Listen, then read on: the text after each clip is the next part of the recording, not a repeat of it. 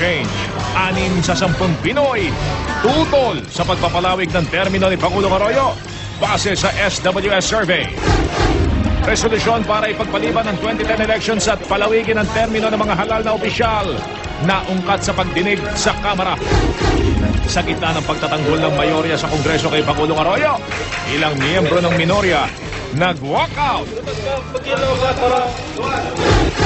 Aktor na si John Regala at taxi driver na nakabanggaan niya, nagkainitan. Sinaktan niya ako eh. O na, dapat nga sira ulo ko tao eh. Kita nyo. Mahigit 100 aso na ibabiyahe raw sa Baguio para katayin na iligtas.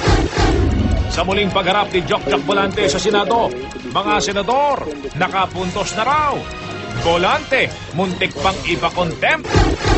2 pisong rollback sa diesel at piso sa gasolina, ipinatupad ng Sea Oil. Manny Pacquiao, ayaw paawat sa training kahit pinipigilan ng coach. Survivor Philippines cast-off na si Marlon. Ano kayang reaksyon na maraming manonood ang galit sa kanya? At ang bonggang pag-iilaw sa mga higanting Christmas tree sa Davao at Subic.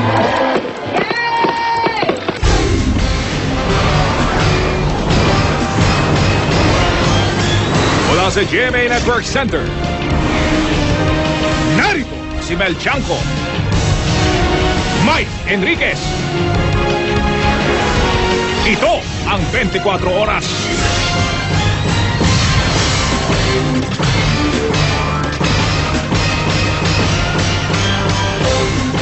Magandang gabi po. May nabungkal na resolusyon sa Kamara na layong ipagpaliban ang 2010 election at dagdagan ang termino ng mga lokal na opisyal. Pero duda po ang ilan, pasakalye daw lang yung resolusyon na yan para sa pagpapahaba rin ng termino pati ni Pangulong Arroyo kahit lampas na sa taong 2010. Samantala sa kabilang dako matagal naman niyang itinatanggi na ng Malacanang. Nakatutok si Tina Panganiban Perez. Umpisa pa lang ng pagdinig ng House Committee on Constitutional Amendments, paulit-ulit na ang pagtiyak ng chairman sa mga kontra-tsa-tsa. Di raw mamadaliin at basta palulusutin ang pag-amyenda sa konstitusyon. Pero may nabungkal daw ang resource person na si Atty. Nery Colmenares, ang House Resolution 550 ni Batangas Representative Hermelando Mandanas. Layo nitong dagdagan ng 1 taon ang termino ng local executive officials bukod sa mga barangay officials.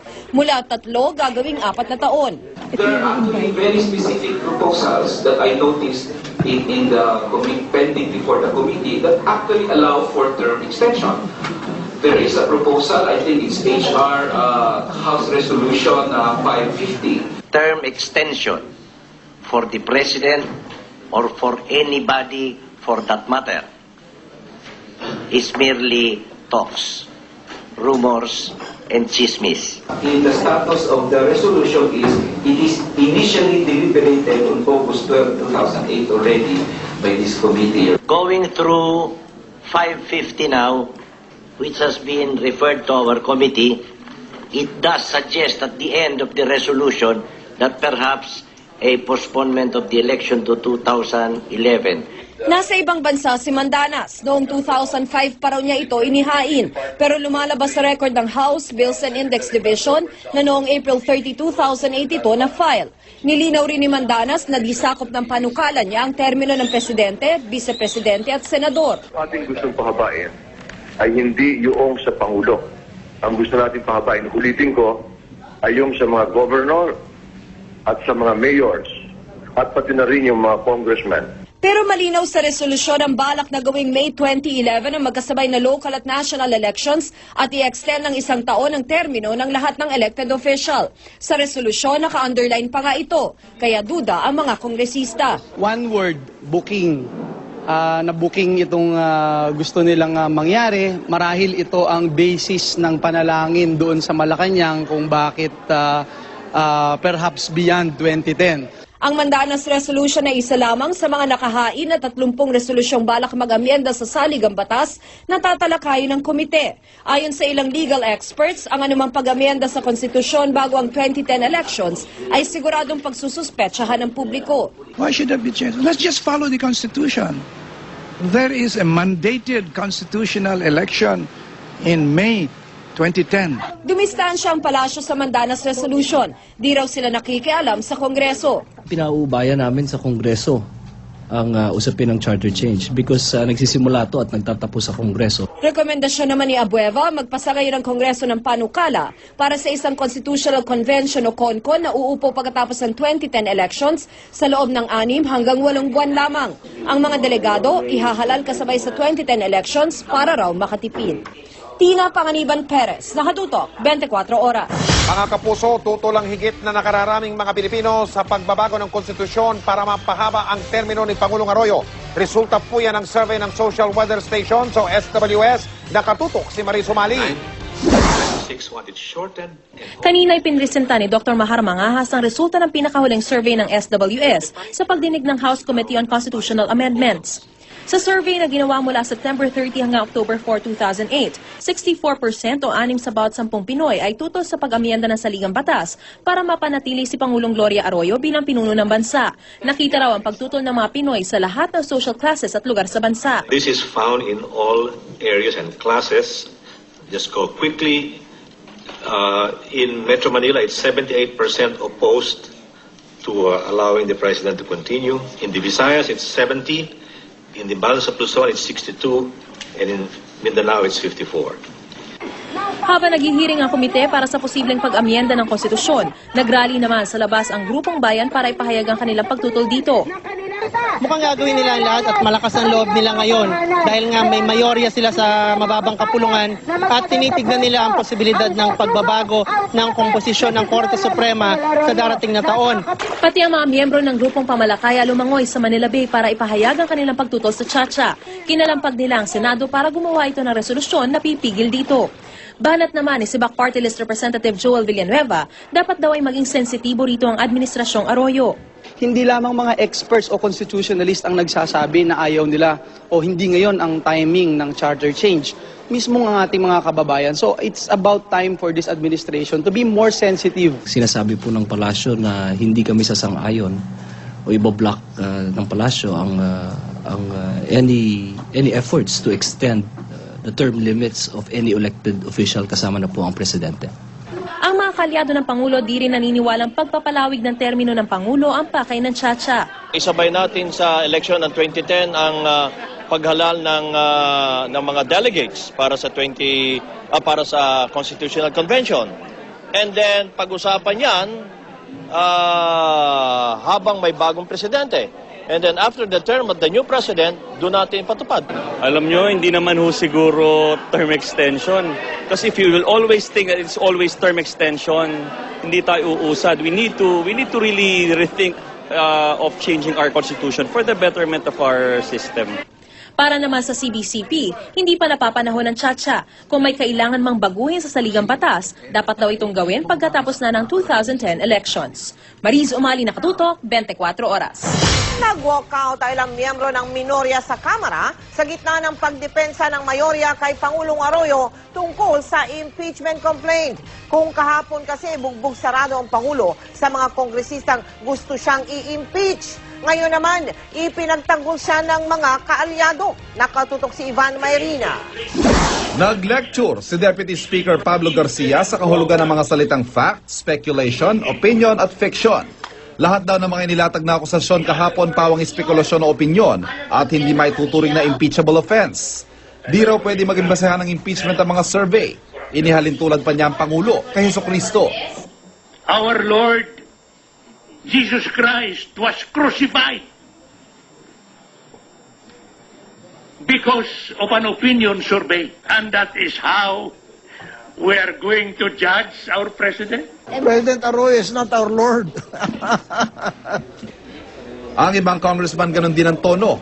Walang matibay na basehan ng impeachment complaint laban sa Pangulo. The committee cannot pass upon the validity of these allegations, which for all legal intents and purposes are considered as mere scrap of paper. Pero sa lahat na nagsalita, ang mga binitiwan ni Congressman Elpidio Barzaga nagpainit sa mga taga-minorya. Natuklasan daw niyang palsipikado ang impeachment complaint dahil magkaiba ang petsa ng pagkakanotaryo at ang petsa ng pagkakapirma na mga abogado naghanda nito. With the notarization of the impeachment complaint on October 10, 2008, and with the conclusive declaration of the complainants that the impeachment complaint was only executed on October 11, 2008, the crime of falsification is very apparent. Kahit wala sa usapan na pwedeng sumingit ang mga pro-impeachment sa araw na ito, hindi na itago ni Minority Leader Ronnie Zamora ang pagkapikon sa hirit ni Barzaga. If any of our members are being challenged, then I want to have satisfaction right now, Mr. Chairman. Otherwise, you are not going to see any further cooperation from the members of my panel, and we will leave. The chair rules that the committee right now has no jurisdiction to rule upon whether the complaint is indeed falsified or not. Dito na nagtayuan ang minorya, pero pinigilan sila. Sina Congressman De Venecia at TG Gingona, tuluyang nag-walk out. Hindi pwede yan, isang insulto yan, at hindi namin tatanggapin yung insultong yan. Bandang huli na pabalik naman ang iba pang miyembro ng minorya sa hearing at tinanggal sa records ang hirit ni Barzaga tungkol sa falsification. Binati ko sa Malacanang ang pag-aalburuto ng mga kongresista ng minorya. What we saw a while ago are some premature or immature tantrums. Sa lahat ng akusasyon sa impeachment, betrayal of public trust, culpable violation of the Constitution, bribery at graft and corruption. Iginiit ng mayorya na wala raw sapat na naipresentang dokumento at ebidensya laban sa Pangulo. We are not going to outvote the complainants and the endorsers by superiority in numbers, but by superiority in rhyme and reason and ascendancy of law and logic. Hindi mo alam, kailangan maniwala ka sa milagro. Bukas inaasahan pagbobotohan na ito sa komite. Ivan Mayrina, Nakatutok, 24 Oras.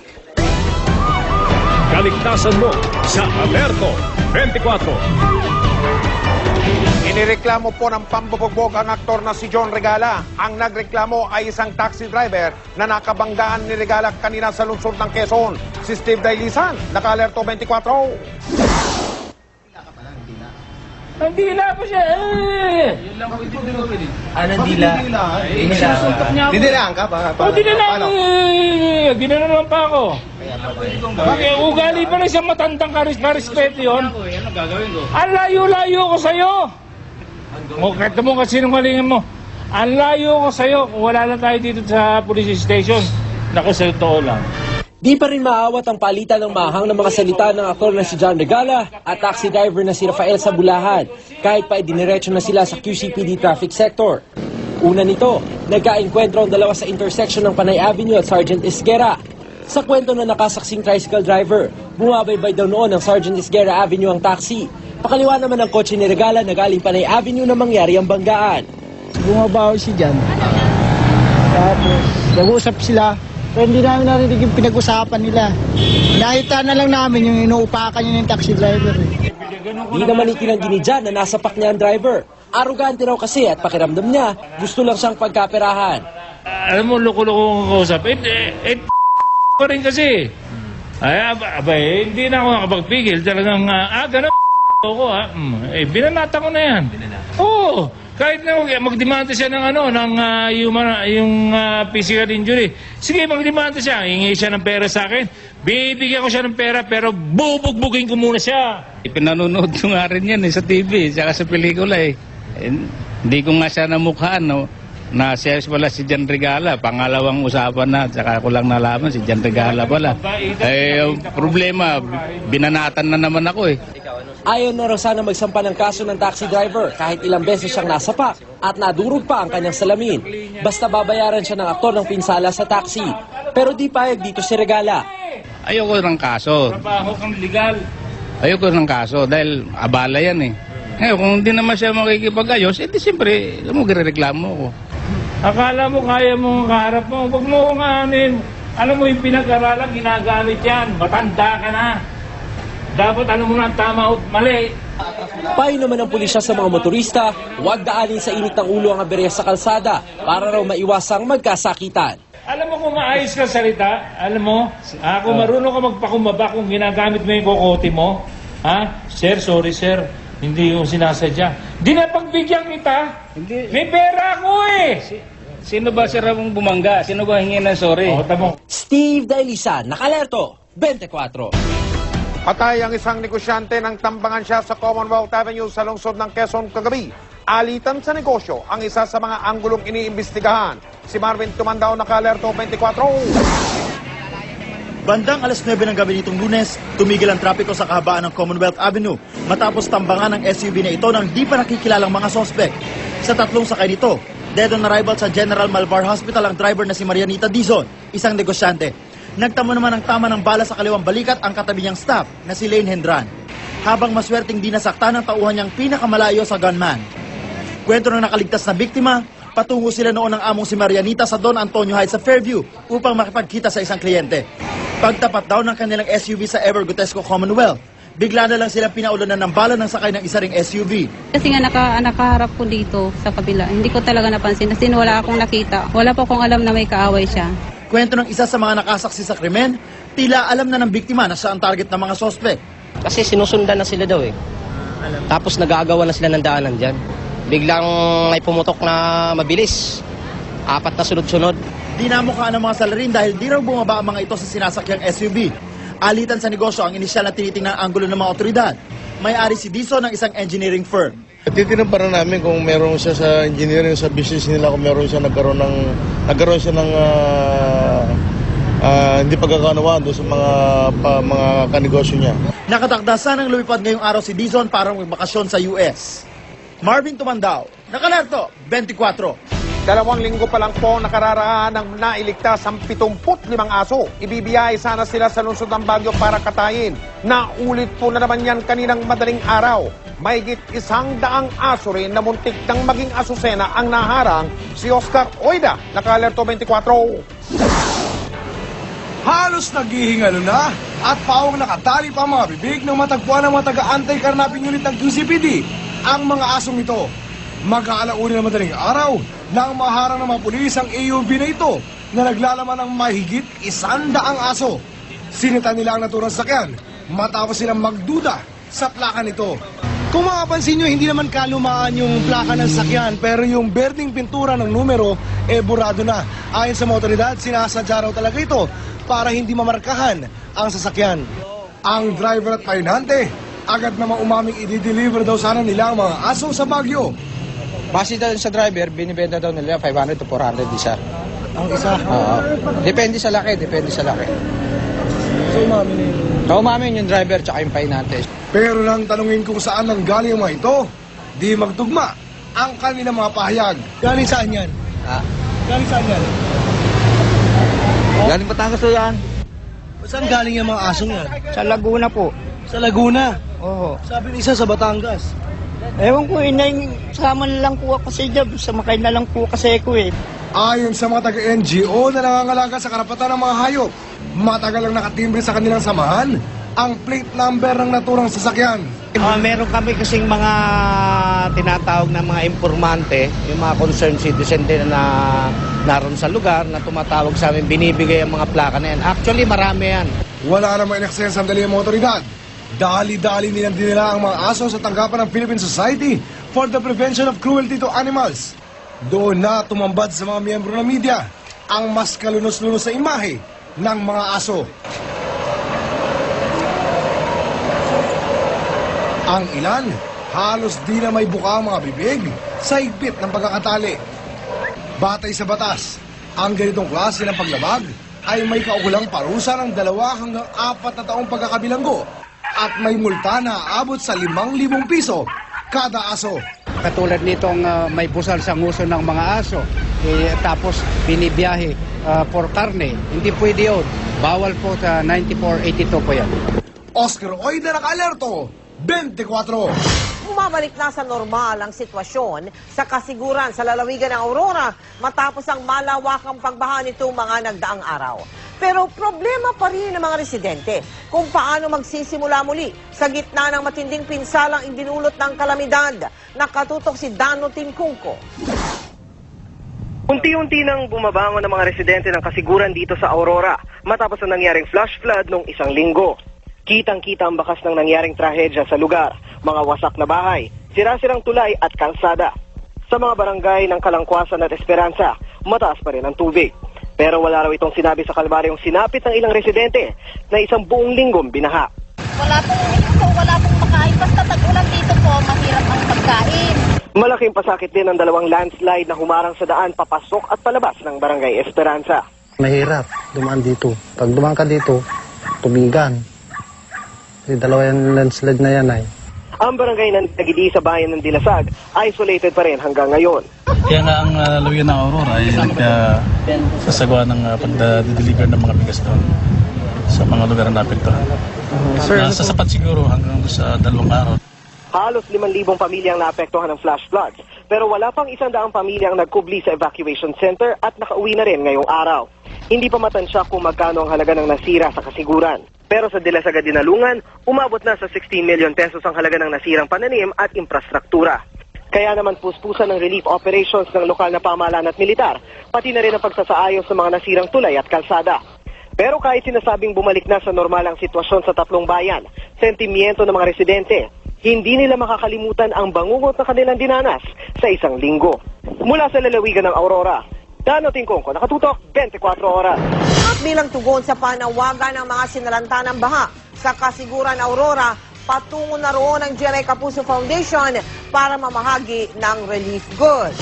Nagsisimula na rin bumangon o may rollback na naman po sa presyo ng mga produktong petrolyo. Ang kumpanyang Sea Oil ay nagbawas ng 2 piso kada litro sa presyo ng kanilang diesel.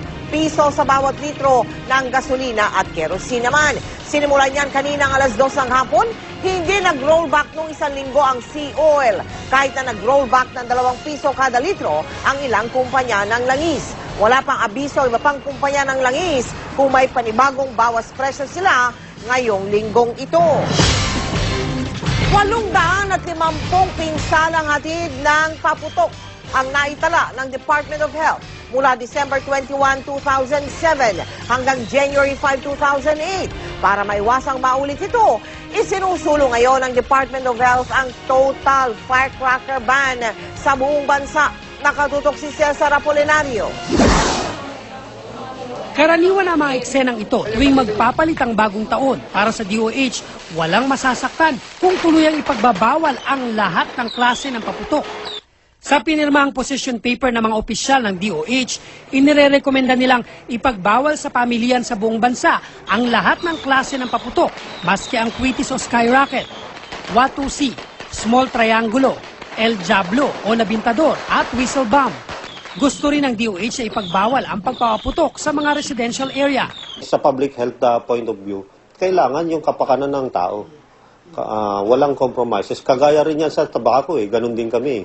Nakipagdialogo na ang DOH sa DTI at TESDA pati sa mga asosasyon na mga gumagawa ng paputok at mga may-ari ng paggawaan nito. Humahanap na rin ang DOH ng sponsor para mabasa ang position paper sa Kongreso at Senado. Ang mga opisyal ng GAT Andres Bonifacio Memorial Medical Center, pabor sa isinusulong ng DOH. Kung paano mong gamitin, kung paano mo sindihan, that matters. And as much as possible, sana, yung maliliit yung mga bata, iiwas mo ito. And do not drink if you are doing this. Hindi naman naniniwala ang Philippine Pyrotechnics Manufacturers and Dealers Association na may isasagawa ang total ban. Matagal na raw itong naipanukala pero hindi pa rin naipapatupad dahil na rin sa Republic Act 7183 o ang batas na nagre-regulate ang paggawa at pagbebenta ng pyrotechnic devices. Sa huling pakikipag-usap nga raw nila sa DOH noong Pebrero, pikulo lang ang ipinagbawal. At dahil hindi pa maaamyandahan ang batas kaugnay sa paputok, ipinamamahagi na ng DOH ngayon pa lang ang mga poster na gaya nito. Paraan daw ito para matakot ang tao sa paputok at tuluyang umiwas dito. Cesar Apolinario, nakatutok, 24 oras. Nag-inspeksyon po ang mga tauhan ng Bureau of Fire Protection sa ilang mall. Tinignan nila kung ligtas sa mga mall para sa mga dadaksang mga mamimili ngayong panahon ng Kapaskuhan. Ilang paglabag sa fire safety code ang kanilang napuna. Nakatutok si Steve Dailisan. Unang pinuntahan ng BFP ang Evergotesco Mall sa Monumento. Agad na puna ang di maliwanag na directional sign sa fire exits. Mga fire extinguisher na June 2006 pa huling napalitan. Spiral staircase na dapat ay regular lang. At makitid na fire exit door. Ilan sa mga sinehan na puna ring may makitid na daan. We are anticipating these mga hazards na aming napansin. So immediate correction po lamang ang kailangan na mangyari para maipatupad po natin yung fire safety requirements sa lahat ng mall dito sa atin ng bansa. Sagot ng Evergodesco Mall, di na raw operational ang sinehan dahil sasailalim daw sa renovation sa 2010. Safe naman po ang mall namin. Yung mga rectifications naman po is minor lang, sir. Except for for yung maliit lang Pero yung mga lighted po, madali lang naman po talaga siya i-rectify. Ipinagmalaki naman ng Ever ang kanilang makabagong fire truck. Hasang-hasa rin daw ang kanilang emergency response team. Binigyan pa rin sila ng BFP ng 24 oras para maitama ang mga paglabag sa fire safety code. Sa Green Hills Shopping Mall naman, napansin ang makitid na hallway na inukupa ng mga nagtitinda. Nangako naman ang pamunuan ng mall na agad itong aayusin. Marami ring nakahilerang palabas sa Music Museum na nasa loob din ng Green Hills Shopping Center. Posible raw ipatigil ng BFP ang operasyon dahil sa samot-saring violations. May mga portion na talagang very glaring ika nga doon sa katulad ng obstruction doon sa exit, yan ay kailangan talaga na hindi patagalin. We will make the proper recommendation doon sa management dahil ang ipinatutupad po natin ay yung Fire Code of the Philippines. So kung kinakailangan na ma-stop muna, then we will institute the corrective measures. Maliliit naman yung nakikita nila na pwede naming aksyonan yun ibig sabihin, in 24 hours yung iba, katulad nung mababang door namin na substandard, dapat itutin, madali nang paggawa namin yung bago yun naman, given naman yun yung upuan namin Tatanggalin ko lang naman yun Panukala ng Bureau of Fire Protection sa mga mall owners, lawakan pa ang mall hours ngayong papalapit ang Pasko para di ganong magsiksika ng mga tao. Para naman sa mga mamimili, siguruing alamin ang mga emergency exits ng mall para madaling makalabas sakaling magkaaberya. Steve Dailisa, Nakatutok, 24 Oras. Idinaos ang kauna-unahang Malunggay National Congress. Pinatunayang hindi lang pansahog sa mga putaya ang malunggay. Pwede pa itong magawa bilang iba't ibang produkto. Nakatutok si Trisha Zafra.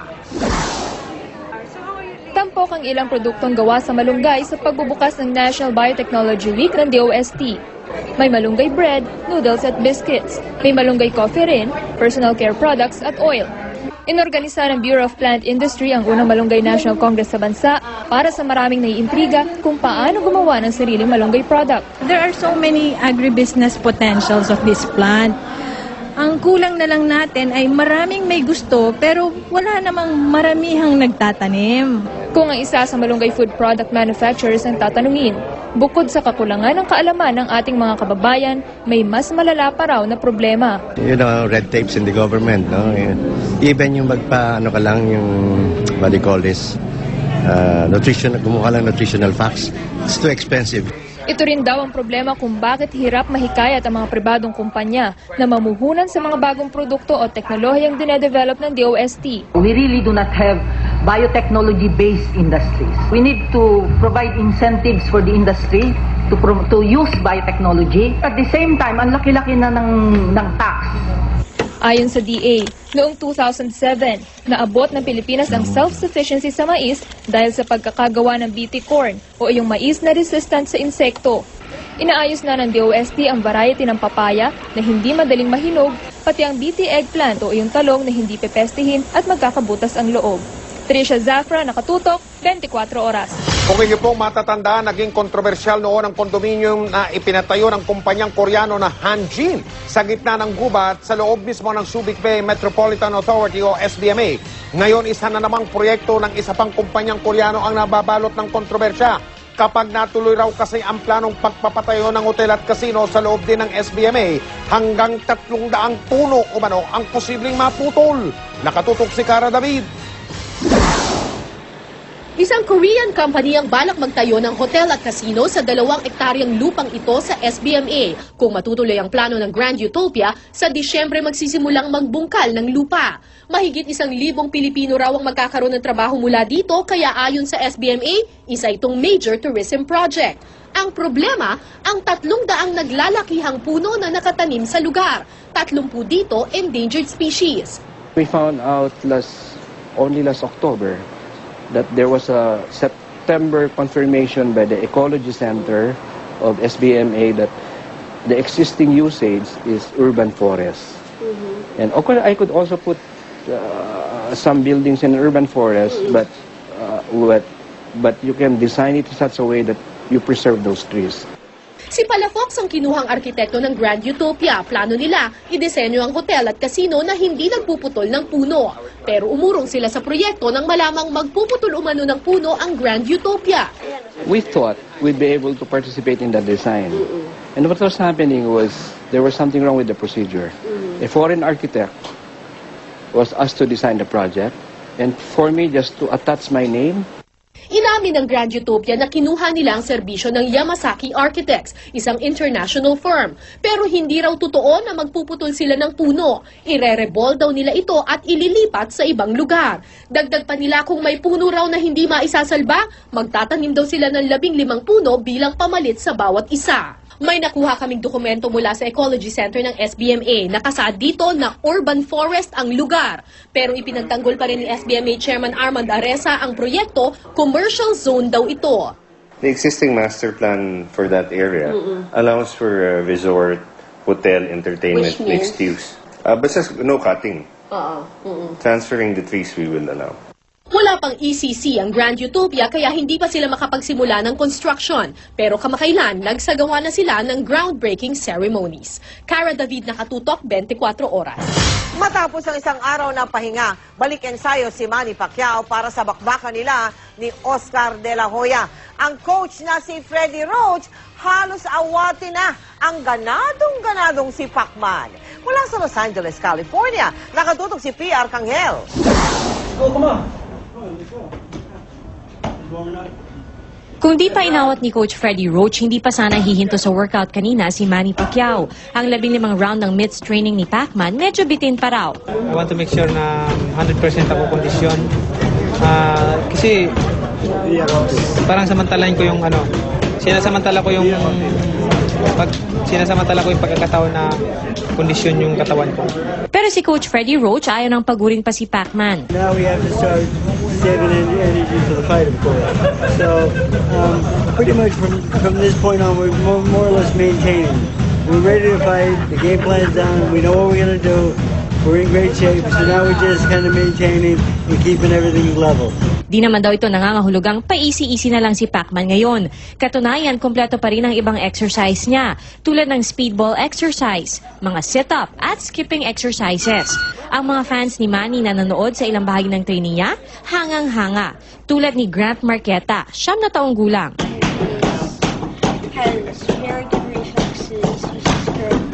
At ni Jessie Mandapat, 10 taong gulang. Idol na idol niya si Manny at dahil kaliwete siya, gayang-gaya niya ang moves ni Pacman. Kaya naman ang pambansang kamao, nabilib din.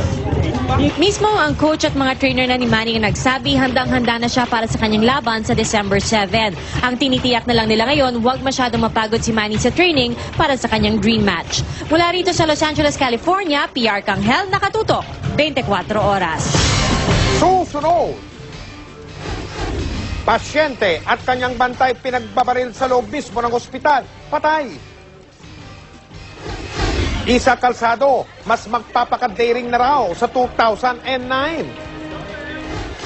Napatalsik na Survivor Philippines na si Marlon. Idinipensa ang pagiging bad boy niya.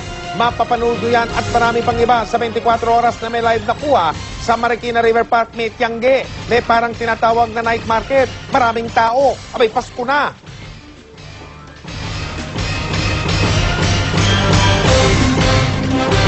What is the number 2 anti-dandruff shampoo? I really don't know. What is the number 1 anti-dandruff shampoo? Head and Shoulders. Head and Shoulders. Siyempre, Head and Shoulders. Head and Shoulders. The world. Sa Alerto 24. Tuluyang pinatay ang isang lalaki na noon lamang Biyernes ay nakaligtas sa unang pamamaril sa kanya. Binaril po ang biktima sa loob mismo ng ospital kung saan siya nakaratay. Pati ang kanyang bantay pinatay rin. Si Cesar Opalinario, Nakatutok, 24 Alerto. Lahat ng pumapasok sa Gat Andres Bonifacio Memorial Medical Center sa Tondo, mahigpit na iniinspeksyon. Ang dalaw sa mga pasyente hanggang alas 9 na lang ng gabi. Nagdagdag din ang pulis at gwardya mula sa Manila City Hall. Takot daw ang mga doktor, nurse at mga pasyente matapos ang pamamaril dito noong Lunes sa madaling araw. Siyempre, but they are only human to feel fear, no? dahil open ang hospital for public. Kami talaga ngayon, magalit na po kung magagalit at exactly 9 o'clock, no visitors will be allowed. Sa kwartong ito, tinarget ng suspect si Norvin Nicole, 27 taong gulang. Dahil sa ulo ang tama, agad namatay si Nicole. Ang bantay na si Rodolfo Magkaling, may 4 na tama ng bala. Kaninang madaling araw, idiniklarang patay si Magkaling. There is only one civil security force guard who is employed by the city government manning the entrance gate. And even though it is already 11 o'clock p.m., they are still entertaining visitors. Dinala sa ospital si Nicole dahil binaril siya sa tapat ng junk shop sa Road 10 Tondo nang hindi pa nakikilalang suspect noong November 21. Ayon sa pulisya, posibleng iisa lang ang may gawa ng pamamaril kina Nicole. Pinadala na sa PNP ang bala ng caliber 22 na nakita sa crime scene. Nakilala umano ng mga saksi ang suspect, si Toto Bukad, na tinutugis na raw ng mga pulis. Ang ospital naman, iimbestigahan din daw kung paano nakapasok ang suspect. Civil Security Force ng City Hall umano ang nagbabantay sa ospital. Kasalukuyang iniimbestigahan din ng mga pulis tsaka nung head ng security ng Manila City Hall kung paano nakalusot. Pero ang sabi nga ng mga pulis maliit na maliit yung barel. Siyempre, pag nalaman na may negligence on the part of the security namin, mabibigyan ng karampatang punishment. Magsasagawa rin ng investigasyon ang Manila City Hall sa pamamaril sa ospital. Cesar Apolinario, Nakatutok, 24 Oras. Nagsisimula na rin bumangon ng mga taga-Isabela mula sa pananalasa ng baha. Ayon sa kanilang gobernadora, hindi raw sana naging grabe ang baha, kundi dahil sa illegal na pagtutroso. Nakatutok si Ian Cruz live at exclusive mula sa Ilagan, Isabela. Ian? Mel, manaka-naka lamang ang pagbusang ulan dito sa Isabela, kaya wala ng residential area ang lubog sa baha. Sa barangay Cabiceria 1416 sa Ilagan, naabutan ng GMA News ang ilang magsasaka na nagsisimula ng magtrabaho. Ang linggo, nag-umpisang ulan, Martes, Martes na ngayon, di isang linggo, hindi kami nakapagtrabaho. Illegal logging ang sinisisi ni Governor Grace Padaka sa mabilis na pagbaha sa lalawigan. Sa barangay Batong Labang naman, nadaanan ng GMA News ang mga nakasalansang troso sa gilid ng ilog. Yung mga trosong gaya nito ay galing pa doon sa kabundukan inano dito sa Bintacan River na siya namang sinasagip ng mga residente para kanilang pakinabangan.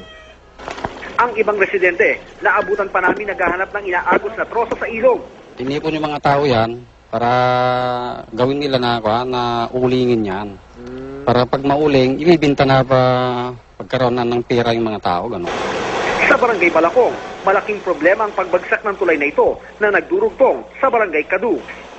Umaasa na lang ang mga residente na agad magagawa ang tulay.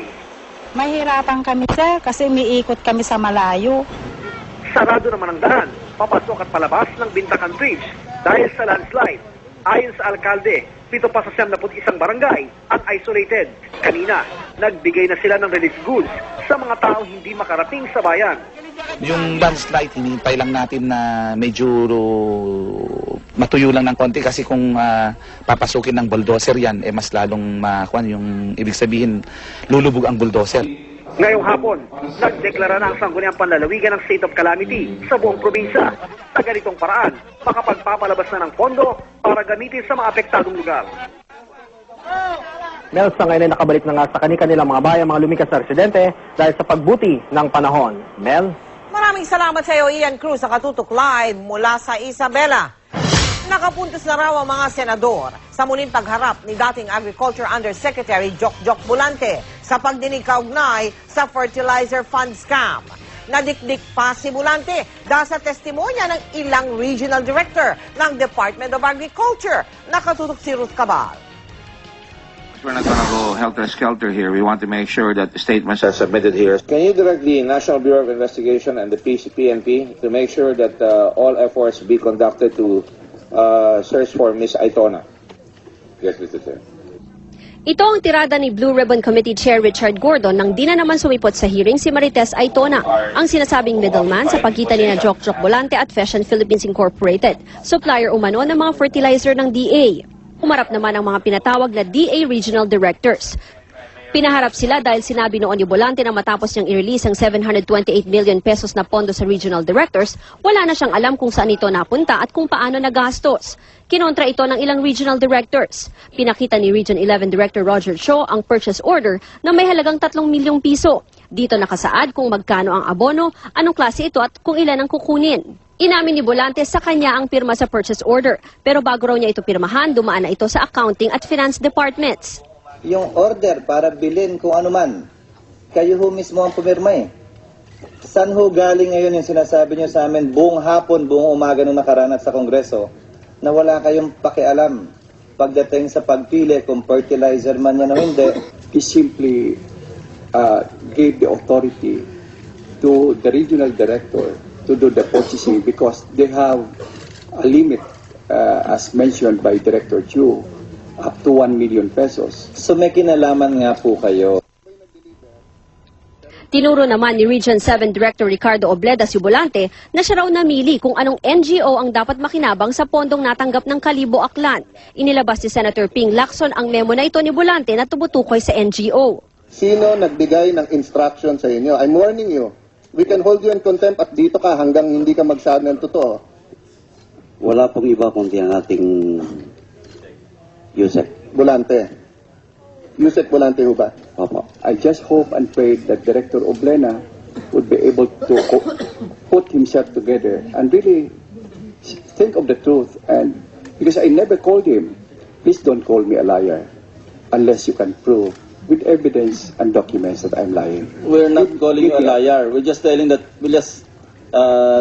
you're not telling the truth. Para kay Region 8 Director Leo Cañeda, bago raw ang programang ito. Considering the humongous amount involved, this is the first time ever that we have undertaken this kind of project in the region. Hindi nagawa bago nito, hindi ginawa pagkatapos nito. Hindi na po. Bank accounts ni Bolante ang pinuntirya ni Senator Jinggoy Estrada. Base sa report ng Anti-Money Laundering Council, may 70 bank accounts na konektado kay Bolante. 23 raw dito nakapangalan mismo sa kanya. May freeze order na ang mga ito mula sa Court of Appeals. Tinanggi ni Bolante na kanya ang bank accounts. 2 o 3 lang daw ang active niyang bank account ngayon. Kino-question din ni Estrada ang 14 na biyahe ni Bolante abroad kasama ang pagpunta niya sa Switzerland. What did you do in Switzerland? Well, my function, you deposited some of your funds in Switzerland? my function, Your Honor, was an international function that we had to go around the world. It's part of our function. It's part of my function. Function as? As you know, I was a member of the board of Rotary International. Hinanap ang pasaporte ni Bolante pero nawala raw ito nang lumapag siya sa NAIA. Isa ito sa mga pinasabpina ng mga senador. Nang unang humarap sa Senado si Jokjok Bolante, aminado mismo ang ilang senador na tila mas handa pa sa kanila ang dating Agriculture Undersecretary. Pero sa round 2 ito ika nga, mas nakapuntos na daw ang mga senador. Sa tingin ko kasi may mga bagong nabuklat na mga istorya na hindi natin narinig doon dahil sa tingin ko mas nag-prepare yung mga senador dahil may mga dokumentong pinanghahawakan na ipinang-confronta sa kanya. Sa hearing sa Biyernes, ipatatawag ang iba pang DA Regional Directors. Ruth Cabal, Nakatutok, 24 Oras. Chika Minute! Ready na raw tumanggap na mature role si Iza Calzado at starting next year, mas sexing Iza raw ang mapapanood ng kanyang mga fans. Makichika kay Lars Santiago. Simple pero sexy si Iza Calzado nang dumating siya sa premiere night ng Caregivers. Marami ang bumati sa kaseksihan ng aktres. Para namang nahihiya pa si Iza kapag binabati siya at tinatanong kung bakit siya sexy. Ewan ko ba? It's the dress. Char! Tila handa na nga magpakita ng kaseksihan si Iza dahil marami ang nakapansin na ibang-iba ang atake niya sa kissing scene niya sa One True Love. Naniniwala rin si Iza na dapat nang ipakita niyang hindi lang siya sa wholesome roles pwede, kundi maging sa eksenang medyo sexy. And it's about time. I'm 26 years old, Tito Lar. People won't buy my if I go patwitams. Pero minsan iniisip ko, pwede pa kaya ako magpatwitams? Alam mo yon, di ba? Sabi pa ni Iza, sa susunod na taon, mas sexing Iza raw ang mapapanood dahil handa na siyang tumanggap ng mature roles. Dapat tanggapin na rin nila that at 26, Syempre, I'm also going for more mature roles now. And yung mas mabigat, Pero sana naman, hindi din laging may mga kissing scenes or love scenes. Pero bago gumawa ng mature role si Iza, sinuportahan muna niya sina Jose at Wally sa launching movie ng dalawang komedyante, ang Caregivers. Syempre, masayang-masaya ako na makakasama ako ni Wally at Jose sa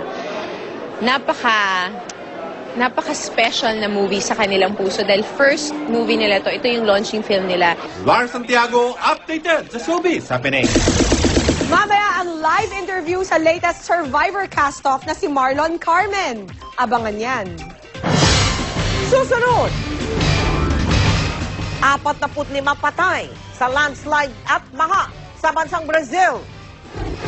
Jok-Jok Bolante gustong ipakontempt ng mga senador para makulong na siya sa Senado. At Richard Gutierrez, wala na raw panahon sa love life. Tutukan lahat ng yan dito sa 24 oras. Yung video inyo napapanood. Sa EDSA po yan, sa harapan ng Mega Q-Mart.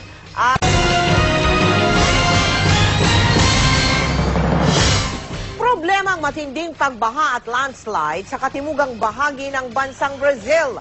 Magit 40 na ang patay. Kuhang-kuha sa kamera ang mismong mudslide sa estado ng Santa Catarina. Problema ang paghahatid ng tulong sa 4 na bayan dahil naharangan na ng putik ang kalsada. Walang patid na pag-ulan simula pa noong Biyernes ang dahilan ng baha at landslide. Dineklara na ang state of emergency sa Santa Catarina. Baha na rin sa iba pang estado tulad ng Rio de Janeiro at Sao Paulo.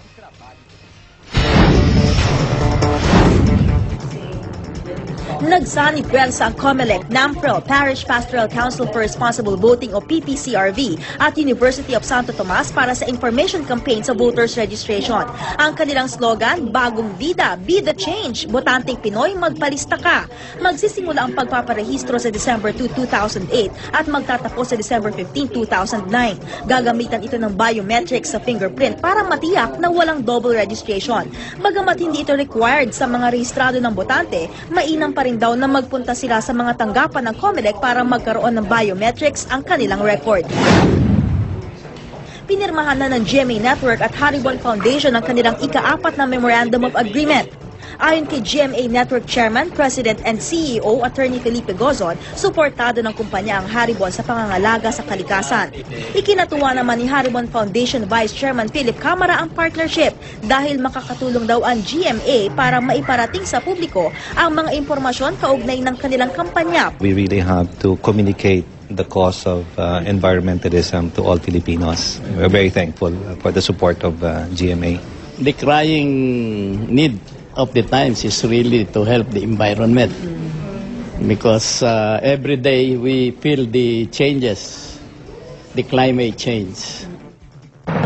Balikan po natin yung pagdinig na ginanap sa Senado kanina na sermonan po ng mga senador ang tinaguriang utak ng fertilizer fund scam na si Jok-Jok Bolante. Pinayagan siyang makauwi kanina pero sa susunod ay posible raw na ikukulong na siya sa Senado. Mga senador, puro ilag ang ginawa ni Jok-Jok Bolante sa bawat ibinabatong tanong. Tinadtad tuloy siya ng sermon na tantanan na ang pagsisinungaling. Kauumpisa pa nga lang ng pagdinig sa fertilizer fund scam, binalaan na siya ni Senate Blue Ribbon Committee Chair Senator Richard Gordon. If you don't want to answer, we will put it on record that you're being evasive. And that will be a warning to you that if you remain evasive, I will put you under contempt and I will lock you up here in the Senate. I'm not trying to bully you, Mr. Bolante. I just want to make sure that you don't try to put one over the committee. Pero di pa rin daw naging diretso ang mga sagot ng dating DA Undersecretary. Naghain tuloy ng motion si Senador Ping Lacson na i-contempt na si Bolante para dito na lang sa Senado matitine. Hindi raw siya papalabasin hanggat hindi nagsasabi ng totoo at sumasagot ng diretso. Pagkatapos ng committee hearing, inikot sa plenary session ng motion ng pagpataw ng contempt kay Bolante. 9 na senador ang agad pumirma, sapat na lagda para muling ipaaresto si Bolante. Pero muntik-muntikan lang si Bolanteng maaresto ngayong araw. Sa Biyernes magkakaalaman kung idedetine na siya sa Senado. Kailangan daw munang mag-meeting ang karamihan ng mga miyembro ng Senate Blue Ribbon Committee tungkol dito.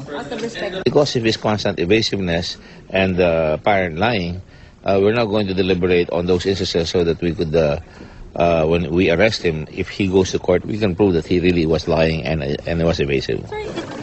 Diretso uwi si Bolante pagkatapos ng hearing. Under custody pa naman siya ng Senado kaya di naman daw problema sakaling lumabas na ang contempt order. Dadali na lang namin siya rito. Kung yun ang magiging desisyon, ha? Pero kung di naman yun ang magiging desisyon, he will remain in his house under our custody. Maki Pulido, Nakatutok, 24 Oras. Chika Minute! Matapos ang operasyon ng parents si Richard Gutierrez, nakafocus daw muna ngayon ang aktor sa kanyang trabaho. Paano na kaya ang kanyang love life? Alamin sa Chika de Lar Santiago. Nakalabas na sa ospital noong Sabado ang ina ni Richard Gutierrez na si Annabel Rama matapos itong maoperahan dahil sa mayoma. 2 linggo bago maoperahan si Annabel ay sumailalim naman ang ama ni Richard na si Eddie Gutierrez sa operasyon dahil sa mga baradong ugat sa puso. Hindi biro ang gasto sa mga operasyon at si Richard bilang mapagmahal na anak ay hindi naging maramot sa financial support. Yung ginawa sa akin ng parents ko, hindi ko naman alam kung paano ko marerepay yun eh. Kung paano nila ako pinalaki, kung paano nila binigay sa akin ang lahat ng kailangan ko. At wala ako sa posisyon ko ngayon kundi dahil sa magulang ko. Kaya in every way I can, I give back to them as much as possible. Puro trabaho muna ang gustong pagtuunan ng pansin ni Richard ngayon. 2 malalaking show ang nakatakda niyang gawin sa GMA. Meron akong big primetime show next year which is Zorro and it's coming out soon. I'm training hard for it and before that lalabas yung Full Force Nature. It's a TV show about natural disasters and how we can avoid it. Horseback riding at fencing ang mga gagawing pagsasanay ni Richard para sa Zorro. Dahil may nauna na siyang training sa horseback riding, mas malaki ang konsentrasyon ni Richard ngayon sa fencing, sa ilalim mismo ng Philippine fencing team. Mahirap yung fencing. It's a different art but it's a very elegant sport and I'm starting to adapt to it now. Sa kaabalahan ni Richard, paano na ang love life? Wala mo ng love life. Wala muna ngayon. Lars Santiago, updated sa Showbiz Happening. Magbabalik pa ang Chika Minute. Stay tuned. Abangan! Kuha ng enkwentro ng India sa mga pirata sa Somalia, isinapubliko. Congressman Jose de Venecia Jr. gustong ipatanggal sa kamara ng isang mambabatas. At cast off ng Survivor Philippines na si Marlon. Ayan, makakausap natin yan mamaya. Live. Walang patig na pagtutok dito sa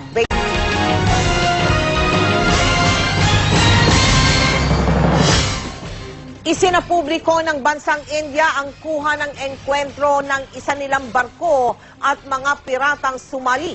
Nagbanta raw ang mga pirata na pasasabugin ang barkong pandigma ng India. Pero hindi sila nanaig. Napalubog ng India ang sinasabing mothership ng mga pirata sa Gulf of Aden. Nagdiriwang din ang India dahil nakauwi na ang 18 nilang tripulante na nabihag ng mga piratang Somali. Nagtatrabaho sila sa cargo ship na may pangalang Stolt Valor. Kasama nilang na-hostage ang 2 nating kababayan na sina Israel Lumpas at Ernesto Cuartero na nakatakdang bumalik sa Pilipinas mamayang 10:00 ng gabi. Sinalakay ng mga otoridad ang isang hinihinalang kuta ng mga gun runners sa Taguig. Kabilang sa kanilang nasamsam, pampasabog na nakapaloob sa isang PVC pipe. Nakatutok si Jiggy Manikal. Sa tulong ng isang impormante, sinalakay ng mga tauhan ng NBI at Naval Intelligence ang isang bahay sa Marlica Village sa Taguig kaninang umaga. Itong pinaniniwalaang kuta ng isang grupo ng mga gun runner. At kanina, nadakip dito ang 5 suspect. Isang baril lamang ang nakuha mula sa kanila, pero nakakumpiska ang NBI ng isang tinatawag na pipe bomb o pampasabog na ipinalaman sa isang PVC pipe na isang improvised explosive device. Di pa matiyak ng NBI kung anong grupo kabilang ang 5. May 3 linggo ring sinusubaybayan ang galaw ng mga suspect. At kung naitanim daw ang bomba, madali itong may kukubli at mapagkakamalan bilang bahagi ng alulod o di kaya'y pinagputulan lamang ng PVC. Maring itinanggi ng mga suspect ang bintang sa kanila. Pinababa na lang kami. Sumama na lang kami sa kanila. Siyempre, red na yan eh. Hindi namin alam kung bakit kami hinuli. Wala kami kasalanan, wala na ebidensya sa amin. Giga Manika, Nakatutok, 24 Oras. Sumulat daw si Congressman Jose de Venecia kay Archbishop Oscar Cruz tungkol sa death threat daw sa kongresista. Pinangalanan ni JDV sa sulat ang nasa likod ng mga pagbabanta pero tumanggi ang arsobispo na ipakita ito sa media. Nakatutok si Carlo Lorenzo. Kung handa na raw isakripisyo ng tao ang kanyang buhay, marahil nagsasabi na siya ng totoo. Ito ang opinyon ni Lingayen Dagupan Archbishop Oscar Cruz matapos makatanggap mula kay dating House Speaker Jose de Venecia ng isang liham kaugnay sa banta sa kanyang buhay. Sa liham daw kinukwento ni JDV kung sino ang nasa likod sakaling may mangyaring masama sa kanya. I have copies of his letters to some people where he said that in case something happens to him, then let people know who will be the culprit. Hindi ipinakita ni Cruz ang nasabing liham sa media, pero nakasaad na raw dito ang mga dapat ibunyag oras na may mangyari sa pamilya de Venecia. Di na raw ito bago sa palasyo, dati na raw mahigpit ang seguridad ni de Venecia bago pa man lumantad ang kanyang anak kaugnay sa NBN-ZTE deal. He has always maintained a tight security around him. So I think that news will not be new to him. Because why would you maintain such a security force if there is no threat to your life? Ayon kay de Venecia, may malaki pa raw siyang sasabihin. Kabilang dito ang ilan pang irregularidad sa pamahalaan. Kahapon, nang humarap sa House Justice Committee si JDV, sinabi nito ang tungkol sa banta sa buhay niya at sa anak niyang si Joey. From very reliable sources and from senior officials. Anong sinasabi ka? Na mag-ingat ka at baka patayin ka. In other words, tinatakot nila ako. I want to save my soul. I want to tell the truth. Carlo Lorenzo, Nakatutok, 24 Oras. Si Nel Tiangco, ang inyong kapusong totoo. Alam po ninyo na ang ating Give a Gift alay sa Batang Pinoy Christmas Project ay tumutugon sa partikular na pangangailangan ng iba't ibang sektor ng mga bata. Halimbawa po, yung mga batang may cancer at may congenital defect, tinutulungan natin sa pamagitan ng gamot at libreng operasyon. Yung mga bata namang nasa baybaying dagat, kalimitan po gamit pang eskwela at laruan ang hinihingi sa atin. Naku, matutuwa po kayo sa hiling ng mga bata mula sa isang lugar sa Mindanao na apektado ng kaguluhan doon. Nitong Biyernes, sinadya namin ang bayan ng Paglat sa Maguindanao. Magit isang oras ang biyahe sa baku-baku at maputik na daan bago namin nasilayan ang munisipyo. Dito namin inabutan ang mga mag-aaral ng Damakling na isa-isang nagbuhat ng mga armchair. Hindi na kasi maaari makapasok ang sasakyan, kaya nagmistulang parada ang aming paglalakad. May ilang nagpapahinga, pero ang iba'y tuloy sa paglalakad nang nakayapak sa putikan at pagtawid sa tubig at mahabang tulay hanggang marating ang Damakling Elementary School. Dahil sa patuloy na pag-ulan, binabaha ang eskwelahan. Maraming salamat sa inyo kasi nagtiis kayong magpunta dito sa ganitong klaseng lugar. Sa isang classroom, inayos namin ang mga armchair at agad na puno ng sigla ang silid nang umupo na ang mga bata. Maganda rin sa amin kapag nabigyan kami ng mga upuan at saka mga supply. Para sa amin na mahihirap. Iingatan talaga namin kasi malaking yan sa amin, malaking bagay yan na naibigay sa amin. Dapat lang namin ingatan para magamit ng matagalan. Namahagi rin kami ng Give a Gift bags para mas kompleto ang saya ng mga bata. Naku, maraming salamat po sa Uratex Polyfoam RGC International Corporation sa pagbibigay nila ng mga armchair para sa Damakling Elementary School. At salamat din sa Solid Shipping Lines na siya naman nagdala ng armchair na libre. At sa iba pang tumulong sa GMA Kapuso Foundation sa aming pagdalaw sa Mindanao, marami pong salamat. Samantala, bukod po sa aming UCPB, Metrobank at PNB account, maaari na rin po kayo mag-donate sa GMA Kapuso Foundation sa pamamagitan ng inyong credit card. Para sa detalye, mag-log on lamang sa www.gmakapusofoundation.com. Susunod!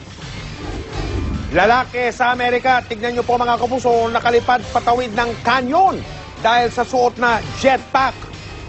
Delikado yun ha. Ang magarbong pagpapailaw sa mga higanteng Christmas tree sa Davao at sa Subic, may fireworks pa. At ang tinaguriang bad boy ng Survivor Philippines, live po nakuha yan kay Marlon. Mapapakapanayan po ni Pia Guanyo ng live. Tuloy lang ang pagtutok natin sa mga balita dito sa 24 oras. Live nakuha po yan sa Marikina River Park, mga kapuso. Mga dekorasyong pamasko sa gitna mismo ng tubig sa Ilog Marikina, mga kapuso.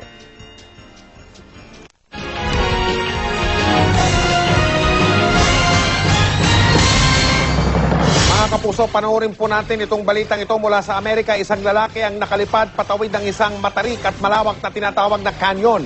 Ito po, panoorin nyo si Eric Scott. Kinakapitan siya ng tinatawag na jetpack. Yung nasa likod niya, may helmet. Ilang sandali pa, ito na. Lumipad na. 1,500 talampakan ang lawak ng canyon na kanyang tinawid. Abay, delikado po yan. Ang lalim ay mahigit 1,000 talampakan din. Lalo pang naging delikado ang stunt ni Scott dahil hindi siya gumamit ng parachute. Pero, ayan, nakita nyo naman mga kapuso, tagumpay ang kanyang pagtatangka. Balik po tayo dito sa Pilipinas. Inirekomenda ng isang kongresista na patatsikin na sa Kamara de Representantes o mababang kapulungan si Congressman Jose de Venecia. Yan ay dahil sa mga sinabi niya kaugnay sa umano'y panunuhol sa mga kapwa niya kongresista. Nakatutok po doon live si Connie Sison. Connie. Mike, ikinagulat nga ng marami ang ginawang rekomendasyon kanina ni Agusan del Norte Representative Edelmiro Amante na ipa-expel sa Kongreso si dating House Speaker Jose de Venecia. Mr. Speaker and my colleagues, I am sorry to make this motion that the former Speaker by the name of Jose de Venecia be expelled from this House. Session is suspended. Ito ang pambungad ni Congressman Edelmiro Amante ng Kampi bago pa man magsimula ang pagtalakay ng sesyon sa Reproductive Health Bill.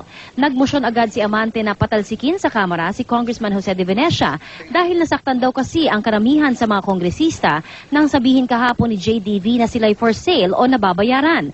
Ito ay bunsod ng pag-amin ni JDV na may naganap na suhulan na 500,000 pesos noong kainitan ng impeachment complaint laban sa Pangulo noong nakaraang taon. Pero agad namang nilapitan si Amante ng iba pang kongresista at sinabing kailangang ipasa muna ito sa Committee on Ethics para mapag-aralan ng husto. Kaya agad ding binawi ni Amante ang motion for expulsion kay JDV. Ethics, there, the ethical questions maybe or ethical treatment would be done in order that Ayon naman kay Ethics Committee Chair Eliandro Madrona, kailangan munang malaman kung may jurisdiksyon ang kanyang komite sa naturang usapin. Pagkatapos ay titignan kung may kaso nga ba laban kay JDV at saka pa lamang magtatakda ng hearing para sa investigasyon. 3 lang maaaring kahinatnan ng investigasyon. Maaari raw na ma-dismiss ang motion, masuspindi o tanggal na ng tuluyan si JDV sa Kongreso, depende sa tindi ng ebidensya laban sa dating House Speaker. I was a little passionate. Why? Because if you say that this house is for sale, I want you to be away so that you would be excluded. Nobody likes it because he's accusing everybody and as if he's the only clean guy. Depending sa actual findings ng committee, it could range from normal censure. Well, of course, kung hindi naman kung wala kaming jurisdiction o hindi naman ganon-ganon, pwedeng i-dismiss. Mike, nahaharap din sa pagpapatalsik sa kanya namang partidong lakas CMD itong si JDV. Ayon nga kay Congressman Sergio Apostol na siyang legal counsel ng naturang partido, kailangan daw disiplinahin itong si JDV dahil hindi raw nila nagustuhan ang ginawa nitong pagsuporta naman sa impeachment complaint laban kay Pangulong Arroyo na siya namang tumatayong titular head ng kanilang partido. Samantala, nakausap din ng GMA News kanina si JDV at ayon nga sa kanya, hindi naman daw siya natatakot sa anumang banta at handa raw siya sa anumang maaaring mangyari sa kanya. Mike? Maraming salamat, Connie Sison, nakatutok live mula sa Batasang Pambansa.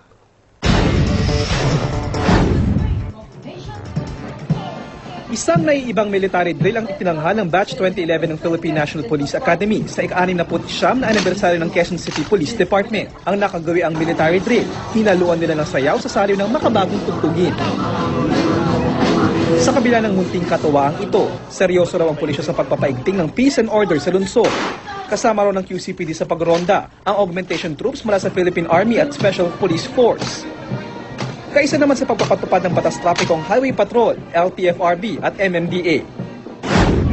Matapos ang 4 na taong pag-uusap, nabuo na rin ang Broadcast Industry Tripartite Council sa pamamagitan ng paglagda ng isang Memorandum of Understanding.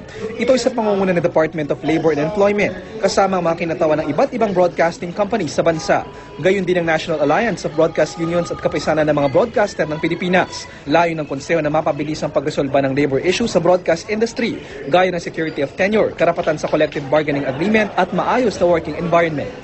Maraming lumalabas na issues dyan eh. I hope the council, the Tripartite Council, will try to move on fast and fast track these issues and concerns in the broadcast industry affecting your workers, affecting whether they are union members or not. This is a welcome development for the industry, for GMA as well. Now we have a Tripartite Council, which is a mechanism for to address labor and management concerns affecting the industry.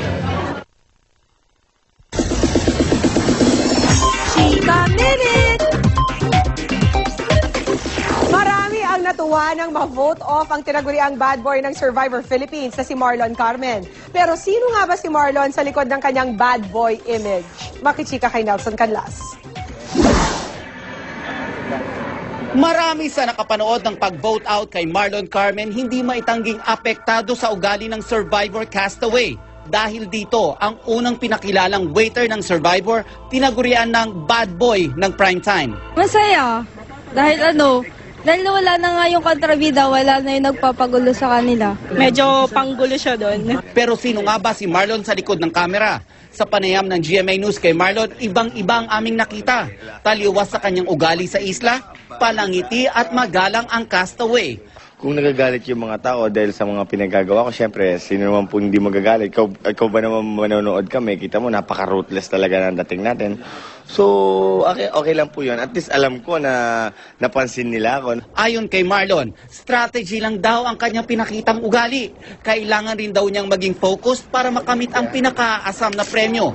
Si Marlon po na nasa isla, parang isang napakalaking karikature na binuo po ng isip ko para maglaro, maging tough talaga sa game. Magtatagal ka, hindi ka nila pwedeng tanggalin. Bagas strong ka, alam mo lahat, alam mo yung nature ng game. Amin pang pinaamin si Marlon tungkol sa umano'y isisiwalat raw niyang sikreto sa oras na matanggal siya sa contest. It's for me to know and for you to find out. Actually, sir, strategy rin yun. Parang spy war yun eh. Wow. Meron ba talaga? Well, wala po talaga. Like, syempre, pag ikaw castaway, parang inisip mo, wow, mas nakakatakot pa sa fire. Parang, grabe naman itong tao na to. Siyempre, kakabahan sila. Malay mo, mabago pa yung button lap. Nelson Canlas updated sa Showbiz Happening. Makakasama naman natin ngayon ang na-vote off kagabi sa Survivor Philippines, si Marlon Carmen. Hi, Marlon. Hi, Ma'am Tia. Hi, naku Marlon, anong na-feel mo nang ikaw ang na-vote off? Ma'am, actually para sa akin, handa na po ako talaga na maboto dahil unang-una po wala na po tayong alliance. So, kasi alam ko po yung nature ng game. Sa akin parang nangyari nun, bago ako maalis, parang, wow, babalik na ako sa real world. Food, shelter, parang, so hindi po masama yung loob ko dahil at least nararamdaman ko talagang palabas na ako, ma'am. So, na-ready ko yung sarili ko, parang sa wakas, tapos na ang paghihirap. Parang masaya na rin po ako. Saka sport naman po tayo. Sa mga natitira, go! Tuloy lang po kayo. Marlon, yes, ma'am? Bakit daw kay Charis mo ibinigay ang white pearl? Well, ma'am, siyempre si Charis, #1 alliance natin. Kung makikita natin, parang siya na lang po yung natitira kong katribe. So parang sacrifice oneself so others may live na lang. Parang, alang ibigay ko po sa naak, solid jara kay Coco, I love my friend. Parang, ba't ko bibigay? Para sa pinakamamahal kong alliance po yan. Tinagurian kang bad boy ng Survivor, Marlon, ano? Ano masasabi mo dyan? Wow, actually ma'am, parang syempre nakakatuwa. At least napansin ako ng sambayan ng Pilipino. Parang sinasabi ko, bad boy, parang si Robin Padilla lang gano'n. Pero para sa akin ma'am, naglaro lang po kasi ako. So kung naapektuhan po yung sambayan ng Pilipino sa ginawa ko, well, I'm very sorry, pero naglaro lang po ako. Tinawag po na pagkakataon para mag-survive.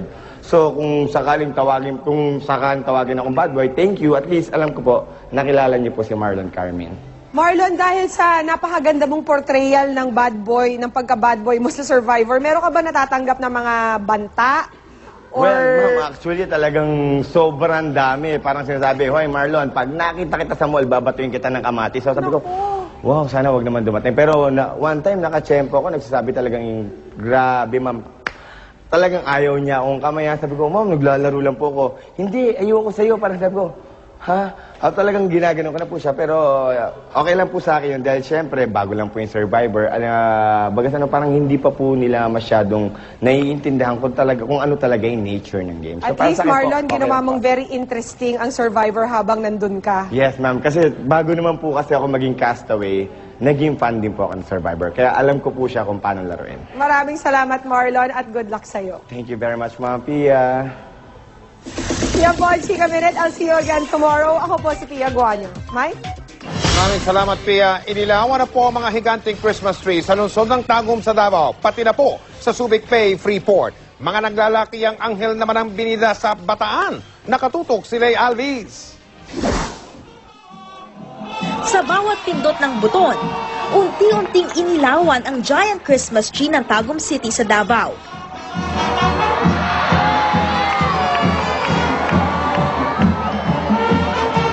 At nang mabuksan ang lahat ng ilaw, lumutang ng husto ang ganda ng puno. Mahigit 160,000 bumbilya ang ikinabit. Taon-taon, ipinagmamalaki ng Tagum ang kanilang holiday tree. Ngayong taon, 100 feet ang taas nito, mas mataas sa 72 feet noong isang taon. 4, 3, 2, 1...